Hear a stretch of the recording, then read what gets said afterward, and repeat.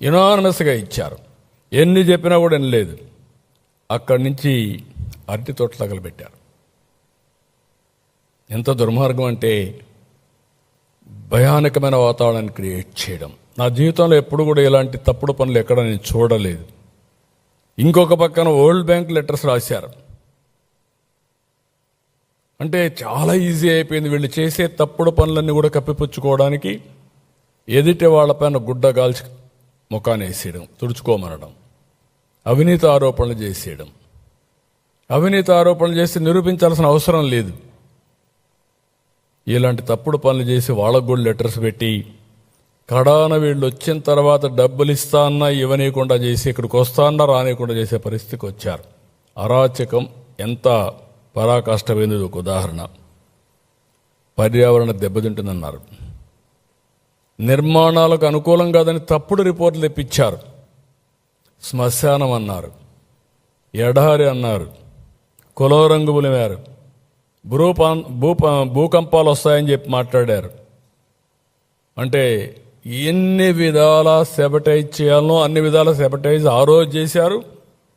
ఇప్పటికి కూడా చేస్తూనే ఉన్నారు. అవి కూడా వస్తాను. నేనైతే ఒకటే ఆలోచించా, భగవంతుడు ఎందుకో నాకు 2 అవకాశాలు ఇచ్చాడు. ఒక విధంగా అవకాశాన్ని కూడా అందిపుచ్చుకున్నాం. ఫస్ట్ అవకాశం తెలుగు జాతికి ఒక నాలెడ్జ్ ఎకానమీలో ప్రముఖ పాత్ర ఉండాలని ఆలోచించాను. అదే హైటెక్ సిటీ, అదే సైబరాబాద్, అదే ఈరోజు హైదరాబాద్ నగరం. ఇక్కడ కూడా హైదరాబాద్ బ్రౌన్ ఫీల్డ్ సిటీ, 2 సిటీలు ఉన్నాయి. హైదరాబాద్ సిటీ, సికింద్రాబాద్ ఉంది. నేను 1 మోర్ సిటీ యాడ్ చేశాను, అదే సైబరాబాద్. ఈరోజు హైదరాబాద్కి అదే గుండెకాయ, హార్ట్ ఈస్ సైబరాబాద్. ఇక్కడికి వచ్చినప్పుడు నేను విజయవాడ ఉంది, మంగళగిరి ఉంది, గుంటూరు ఉంది, పక్కనే తెనాలి ఉంది.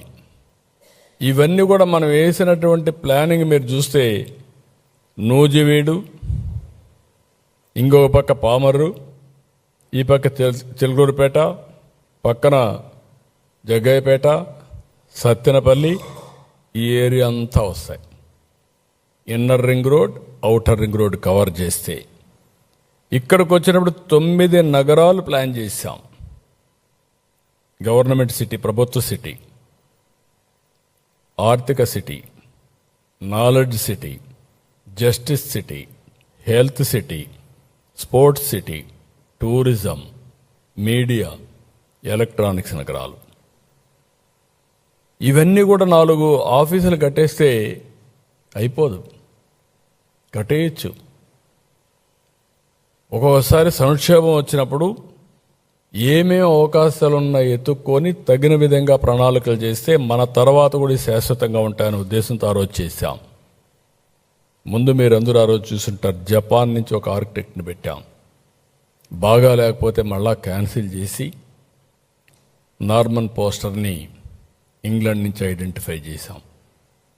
ఫేమస్ వరల్డ్ క్లాస్ డిజైనర్ అంటే Singapore master plan, Norman poster, ఈ యొక్క ఐకానిక్ బిల్డింగ్స్ అని డిజైన్ చేయడానికి వాళ్ళు పెట్టుకున్నాం. ఎందుకంటే ఒకసారి ఇప్పుడు ఢిల్లీలో ప్రధానమంత్రి గారు సెంట్రల్ విస్తా తయారు చేశారు, పార్లమెంట్ కూడా తయారు చేశారు. మనకు కూడా ఈ అవకాశం ఉంది. ఈ అవకాశాన్ని ఉపయోగించుకొని కేంద్ర సహకారం తీసుకొని ఒక మంచి సిటీని డెవలప్ చేయాలని చెప్పి మనం ముందుకు పోయాం. అందరి ఆలోచనలు తీసుకున్నాం. 16,000 కోట్ల రూపాయలు లోటు బడ్జెట్ ఉన్న లోటు బడ్జెట్ తాత్కాలికం, వినూత్నమైన ఆలోచనతో ముందుకు పోయాం. వరల్డ్ బ్యాంక్, ఏడీపీ వంటి సంస్థలు ముందుకు వచ్చాయి. ఇంకొక పక్క దీంట్లో మీరు చూస్తే 30% బ్లూ అండ్ గ్రీన్, అమరావతిలో బ్యూటీ ఇది, స్ట్రైట్ రోడ్స్.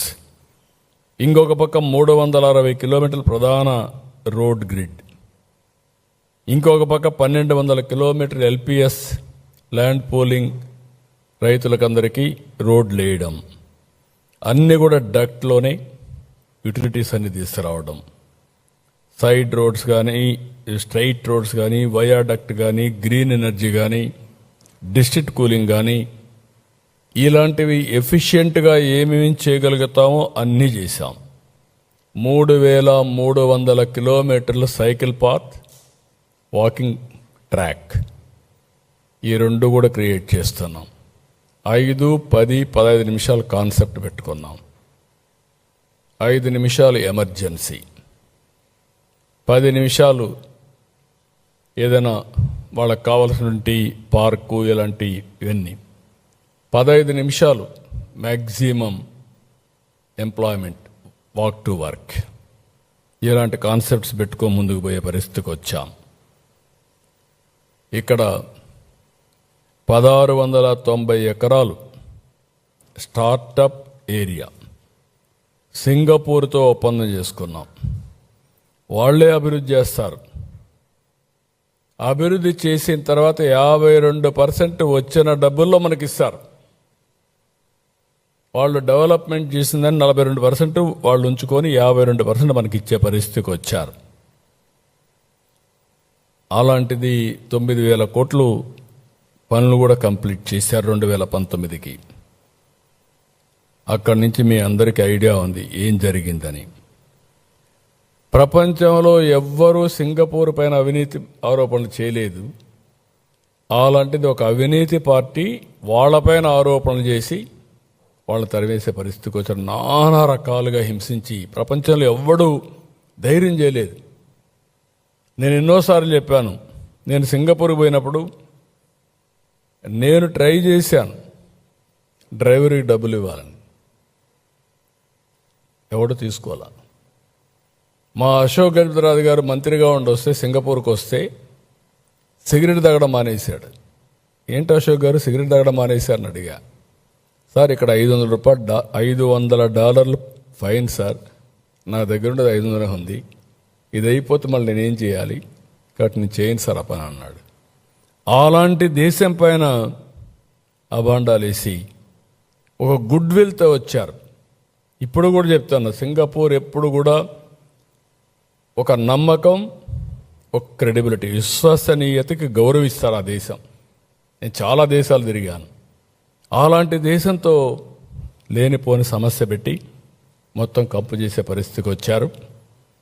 ఇంకొక పక్కన అమరావతి బ్రాండ్ పూర్తిగా దెబ్బతినే పరిస్థితికి వచ్చింది. నేను ఆ రోజు బాండ్స్ ఇస్తే విత్-ఇన్ 2 hours క్లోజ్ అయింది. దాన్ని బట్టి ప్రపంచం మొత్తం అమరావతి అంటే ఎంత క్రేజ్ ఉందని మనం అర్థం చేసుకోవాల్సిన అవసరం ఉంది. మనం వేసిన ప్లానింగ్ కానీ, ప్రణాళికలు కానీ, ఆలోచనలు కానీ విదేశీ సంస్థలు కూడా చాలా ఆసక్తి చూపించాయి. ఆ రోజు పెట్టిన విట్, ఎస్ఆర్ఎం, అమృత్ కొద్ది కొద్దిగా వచ్చే పరిస్థితికి వచ్చింది. ఎంత దుర్మార్గం అంటే ఎస్ఆర్ఎం అమరావతి అని పేరు పెడితే అమరావతిని తీసేయమన్నారు. నాకు ఇప్పుడు కూడా అర్థం కావడం లేదు. ఇలా మెంటాలిటీ ఏంటో, అమరావతిని పేరునే ఉచ్చరించకూడదని ముందుకు పోయే పరిస్థితికి వచ్చారు. ఇప్పుడు XLRI వీళ్ళు ఉండగా వెళ్ళిపోతే మళ్ళా తీసుకొచ్చాం.